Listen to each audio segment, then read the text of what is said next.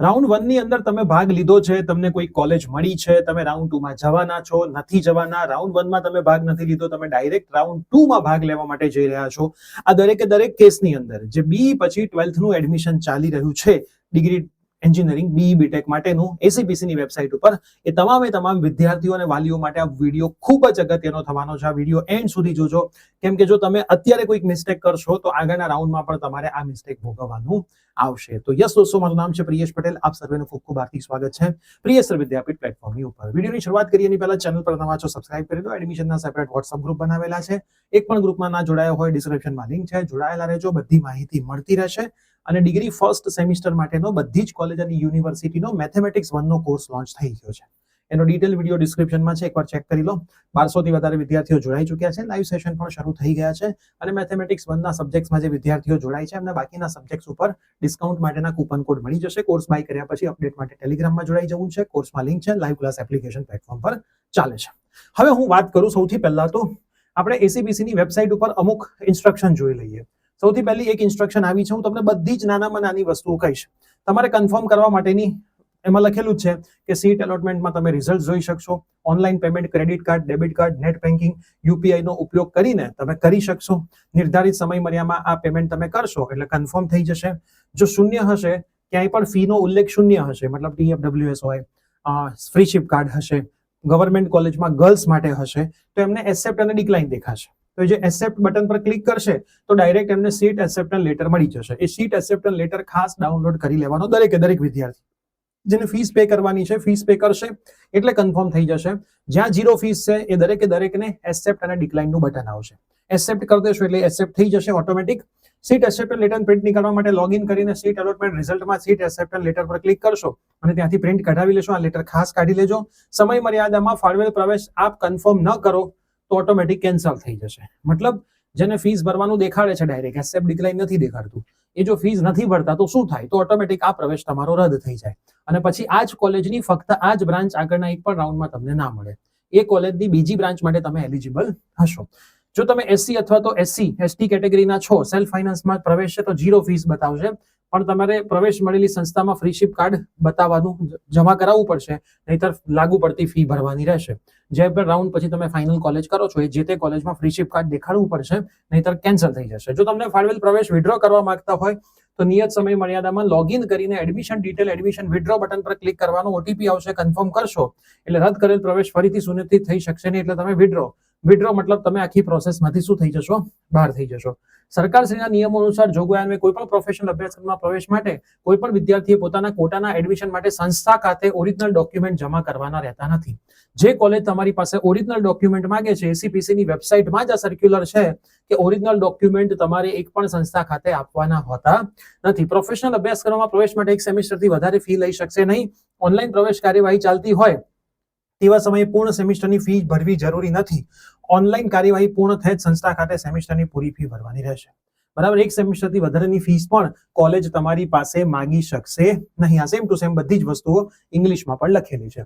હવે તમારી જે રાઉન્ડ 1 ની ડેટ્સ છે, બરાબર, એ ડેટ્સ હું તમને અહીંયા બતાવી દઉં. જે અત્યારે ફીસ ભરવાની તારીખો ચાલી રહી છે 30 તારીખ સુધી ચાલી રહી છે. એના પછી જે તે કોલેજ હશે એક સાથથી ચાલુ કરે છે કે નહીં, કોલેજ ઉપર ડિપેન્ડ હોય છે, જે તે કોલેજમાં પૂછી લેજો. ઓનલાઈન કેન્સલેશન ઓફ એડમિશન, મતલબ તમે હાલ ફીસ ભરી દીધી 20,000 ટોકન ફીસ પહેલા દિવસે, એના પછી ક્યાંક મેનેજમેન્ટ કોટામાં તમને એડમિશન મળી ગયું, હવે જે ઓનલાઈન ફીસ ભરી છે તમારે રિફંડ જોઈતી હોય તો 26 તારીખથી 2 તારીખ વચ્ચે તમારે એસીપીસી માંથી કેન્સલેશન બટન પર ક્લિક કરી દેવાનું, એટલે તમે જે ફીસ છે એ 2 થી 3 મહિનામાં તમે ફોર્મ ભરતી વખતે એક બેંક ડિટેલ નાખી હશે. પેમેન્ટ કોના ખાતામાંથી થયું હતું એસીપીસી નું એ ઇમ્પોર્ટન્ટ નથી. તમે એસીપીસી ના ફોર્મમાં એક ડિટેલ નાખી હશે બેંકની, એ બેંકની જે તમે ડિટેલ નાખી છે એ બેંકની ડિટેલ્સ ઉપર તમને એ પેમેન્ટ રિફંડ મળશે.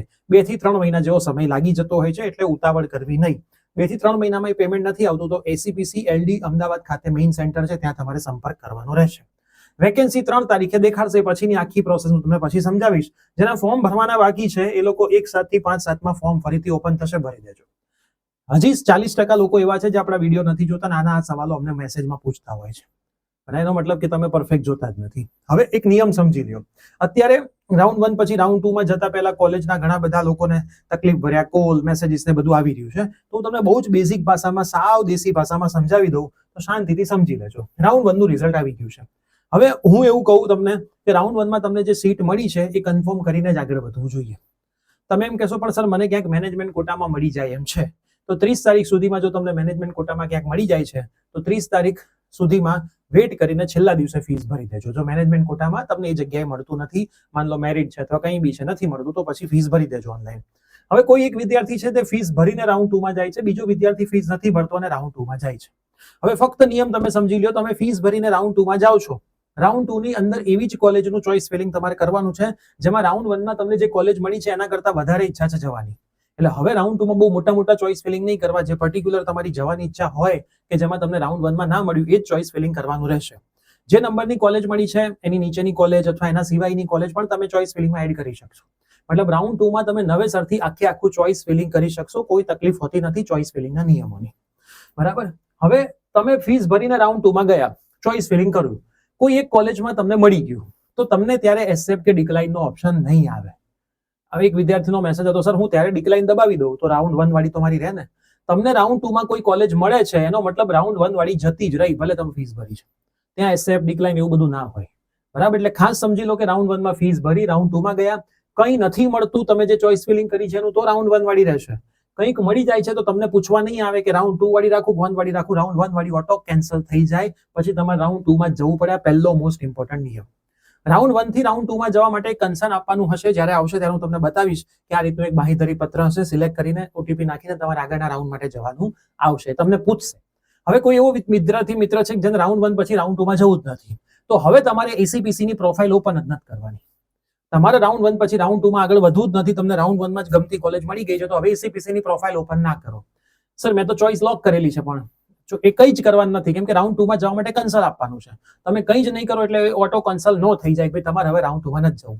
તો તમારે રાઉન્ડ 1 માં મળી ગઈ છે કોલેજ, હવે તમે એકાદ અઠવાડિયામાં 10-15 દિવસમાં એ કોલેજ વિઝિટ કરી આવો, એ કોલેજમાં ઝેરોક્સ આપી દો, જે એક્સ્ટ્રા ફીસ કે કંઈક માંગે એ તમે ભરી દો અને એ જ્યારે કે ત્યારે ભણવાનું ચાલુ કરી દો.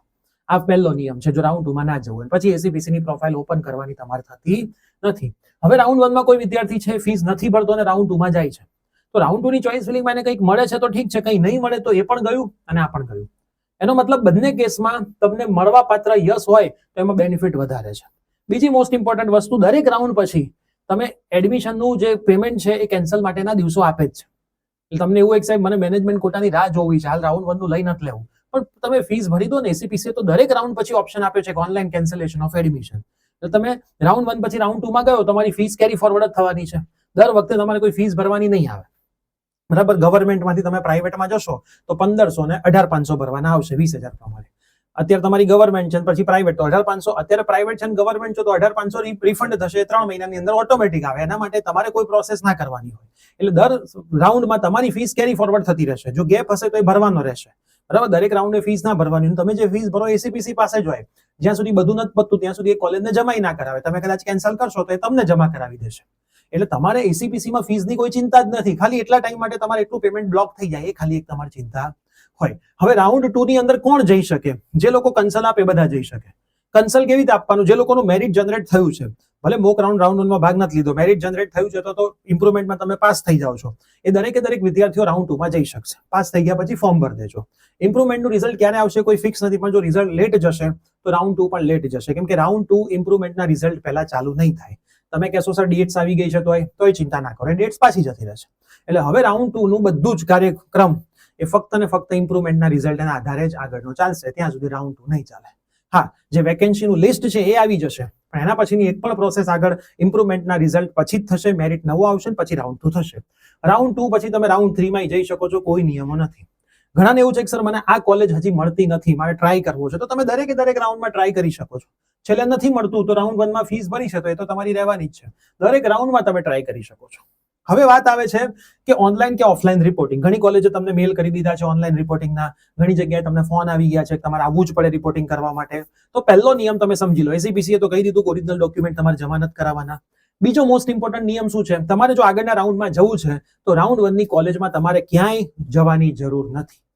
સર એક કોલેજે એવું કીધું કે TFWS સીટ છે, જો તમે રાઉન્ડ 2 માં જશો ને, નહીં મળે ને તો આ જતી રહેશે, મળશે તો જતી રહેશે, નહીં મળે તો જતી રહેશે. એટલે કોલેજ આવીને આટલી ફી ભરી જાઓ, તદ્દન ખોટી વાત છે.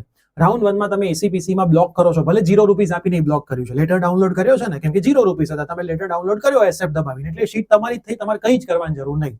તમે રાઉન્ડ 2 માં જાઓ છો, નથી મળતી તો રાઉન્ડ 1 તો એમને રે. એ કોલેજ ખાલી વાતો કરે છે, જરાય આ બધા નિયમોમાં ભરમાવો નહીં. ફાઇનલ નિયમ આ જ છે કે તમે અહીંયા યસ કરો છો એટલે આગળના ગમે તે રાઉન્ડમાં જવું હોય, તમે કોલેજે નહીં કરો, ઓનલાઈન રિપોર્ટિંગ નહીં કરો, ઓફલાઈન નહીં કરો, કોઈ ચિંતા નહીં. હવે કરી દીધું છે તોય તમે આગળના રાઉન્ડમાં જઈ શકશો. તમારે આગળના રાઉન્ડમાં જવું છે તો પેલો જે સીટ એક્સેપ્ટન્સ લેટર છે એ ડાઉનલોડ કરી લીધો છે તોય કોઈ ચિંતા નથી, તો કરવાનો જ છે, દરેકે કરી દેવાનો. યસ કરીને લેટર ડાઉન, જો તમે નો કરશો તો એ લેટર ડાઉનલોડ થવાનો જ નથી. બરાબર, ફીસ નહીં ભરો તો એ લેટર ડાઉનલોડ નહીં થાય. તમે ફીસ ભરો છો એટલે લેટર ડાઉનલોડ કરી જ દેવાનો છે અને ક્યાંક સાચવીને રાખી જ દેવાનો છે. ઠીક છે. હવે રાઉન્ડ 2 માં તમારે જવું છે, તમે રિપોર્ટિંગ કરી દીધું છે તોય ચિંતા નહીં, નથી કર્યું તોય ચિંતા નહીં, તમે આગળ જાઓ. બીજી વસ્તુ, ગવર્મેન્ટ કોલેજમાં સાહેબ મારે હોસ્ટેલ લેવાની છે, તો હવે હોસ્ટેલના નિયમો ગવર્મેન્ટ કોલેજમાં તમારે જઈને પૂછવાના. પર્ટિક્યુલર બધા નિયમો હોય છે, નિયમો જે લોકો કે એ રીતે તમારે ફોલો કરવાના.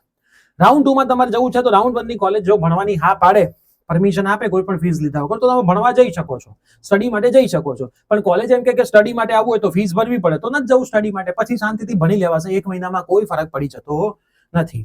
એસીપીસી માં રિફંડમાં મેં તમને કીધું કે દર રાઉન્ડ પછી એમનું ઓનલાઈન કેન્સલેશન ઓફ એડમિશનની ડેટ્સ આપેલી છે, એ ડેટ્સમાં તમે કેન્સલ કરો છો તો તેમાં એસીપીસી ની ભરેલી ફીસ પાછી મળવા પાત્ર હોય છે, ગમે તે રાઉન્ડમાં ભરી હોય એ. અને મેનેજમેન્ટ કોટામાં તમે એડમિશન લો છો તો અત્યારે અમુક કોલેજ મેનેજમેન્ટ કોટામાં એવું કહી રહી છે કે તમે મેનેજમેન્ટ કોટામાં જે ફીસ ભરશો એ પછી જો એડમિશન કેન્સલ કરાવશો તો એ તમને રિફંડ નહીં મળે.